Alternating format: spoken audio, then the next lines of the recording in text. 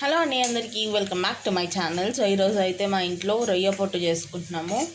Curry without tomato అనమాట. So దీనికి కావాల్సిన అయితే ఇవే: ఆనియన్, కరివేపాకు, పచ్చిమిర్చి అండ్ కొంచెం చింతపండు.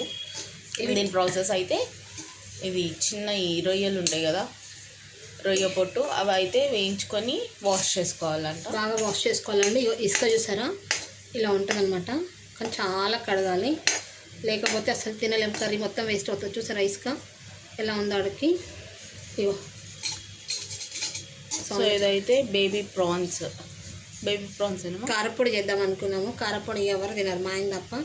ఎందుకు కర్రీ చేసేస్తున్నా, కొంచెం అంత చింతపులుసు వేసి కర్రీ చేసేస్తున్నా. సో ఇది కొంచెం కోల్డ్ ఎగేదాకా ఉంచాలి. సో ఇదండి, ఇవైతే ఎగిపోయాయి కదా, ఒక గిన్నెలోకి తీసుకుందాం. సో ఇదండి, కొంచెం ఆయిల్ అయితే వేసుకున్నాము. కొంచెం ఆయిల్ అయితే లిటిల్ బిట్ ఎక్కువనే పడుతుంది. ఇందులో కొంచెం జీరా వేసుకోవాలి, బాగుంటుంది ఇదండి. సో దీంట్లో అయితే మిర్చి వేసుకుంటున్నాము. ఇప్పుడు మిర్చి కూడా కొంచెం ఎక్కువనే తీసుకోండి. ఇది వేస్తే ఏంటంటే దాని కారం అంతా ఆయిల్లో దిగుతుంది. అందుకే నేను పచ్చిమిర్చి వేస్తున్నాను, మిర్చి. సో ఇదండి, ఇప్పుడైతే ఆనియన్ వేసుకుంటున్నాను. ఆనియన్ ప్లస్ కరివేపాకు రెండు. సో దీనికైతే ఆనియన్, పచ్చిమిర్చి అయితే కొంచెం ఎక్కువ పట్టింది. ఇది మంచి వేగేదాకా ఉంచుదాం. సో ఇదండి, ఇవైతే వేగాలి. వేగేలోపు అయితే ఈ ప్రాన్ దీన్ని వాష్ చేసి 2-3 సార్లు కడగాలండి. ఇసుకుంటుంది, సన్న ఇసుకుంటుంది. బాగా నీళ్ళల్లో జలపరుచుకుంటా కడగాలి. సో ఇదండి సన్న ఇసుక, అందుకే 2-3 సార్లు వేయించుకొని 2-3 సార్లు కడుక్కోవాలి. దీన్ని బాగా నీళ్ళ ఇట్లా జలపరుచుకుంటే ఏమైనా ఇసుకుంటే అడుక్కి వెళ్ళిపోతుంది. మళ్ళీ కడుగుతాను నేను, ఇంకొక 2 సార్లు కడుగుతాను. చూపిస్తున్నాను మీకు. ఇసుక ఉంటుంది, శుభ్రంగా కడుక్కోవాలని. ఇదండి, వాటర్ చేశారా ఎలా అయిపోయాయి అసలు. అదే ఇలా 2-3 సార్లు కడుక్కుంటే ఏంటంటే మనకి ఏమైనా పట్టిన ఉంటే రొయ్యలకి కిందికి వచ్చేస్తాయి. సో ఇలా అయితే వాష్ చేసుకోండి. చెప్పు. సో ఇదండి, ఇప్పుడైతే కొంచెం అల్లం వెల్లుల్లి పేస్ట్ అండ్ ఆల్సో కొంచెం పసుపు అయితే వేసుకుంటున్నాం ఇందులో. ఆనియన్స్ బాగా వేగాకైతే వేసుకోండి. అవి నాకు సమ్మర్ రాకముందుకే నీటి ప్రాబ్లం వచ్చేసింది. ఆల్రెడీ ఫిబ్రవరిలోనే నీటి ప్రాబ్లం వచ్చింది.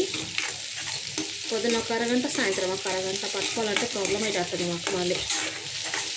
ఇదండి, ఇప్పుడు ఇందులో రొయ్య పొట్టు వేసేద్దాం. సో ఇదండి, ఇప్పుడైతే ఇది వాష్ చేసుకున్న రొయ్య పొట్టు ఉంది కదా, అది వేసుకున్నాము. కొంచెం ఇసుక లేకుండా నీట్గా వాష్ చేసి పెట్టుకోండి. ఎంత వాష్ చేసినా కూడా తీసుకొస్తూనే ఉంటుంది దీనికి కదా. 2-3 సార్లు కొంచెం చూసి కడుక్కోండి. జరిగిన దాంట్లో కడుక్కుంటే ఏంటంటే ఏమైనా ఇసుకుంటే కిందికి వెళ్ళిపోతుంది. చెన్ని దాన్ని ఒక్క 2 మినిట్స్ ఉంచుదా ఆయిల్లో. సో ఇదండి, ఇప్పుడైతే ఇందులో స్పైసెస్ ఒక 2 స్పూన్స్ కారం వేసుకుంటున్నాను, 1/2 స్పూన్ ధనియా పొడి, కొంచెం కొబ్బరి పొడి, గరం మసాలా, కొంచెం సాల్ట్. ఇదంతా ఒక్కసారి కలుపుకొని చింతపులుసు వేసుకుందాం.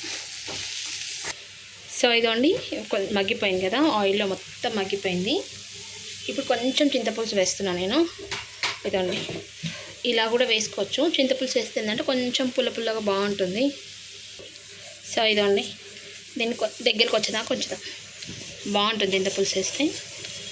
ఇదండి, కొంచెం దగ్గరికి వచ్చినాక ఆఫ్ చేద్దాం. సో ఇదండి, ఫైనల్గా అయితే కర్రీ చూద్దాం మనం ఎలా అయిందో. సో ఇదండి, అయిపోయింది రొయ్య పొట్టు కర్రీ అవుతే. సో చాలా అంటే చాలా ఈజీ. మీరు కూడా కంపల్సరీ ఒకసారి ట్రై చేయండి. Thank you.